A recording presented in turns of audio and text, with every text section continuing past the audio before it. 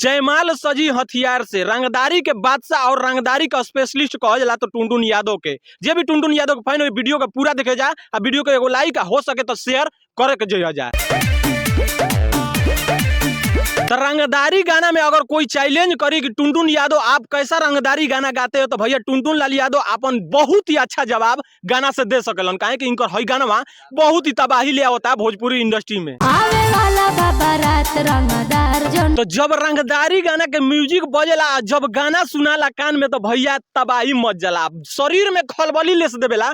रंगदारी गाना अगर खास करके टुनटुन यादव के होखे ओही दिने हम देखै मौका। पीछे दिन power star Pawan Singh Khesari Lal Yadav trending star के भोजपुरी इंडस्ट्री में बहुत दबदबा रहे, जयमाल सजी हथियार लेकिन कबारे के काम टुनटुन यादव कर दिल बा भोजपुरी इंडस्ट्री में। अब वो अपन जज्बा कायम रखले बा अपन रंगदारी गाना में। आशिक हई कुआ। तो भैया तोहन जना के गाना कैसन लागल जयमाल सजी हथियार से एगो छोटा सा कमेंट करके जरूर बताइए।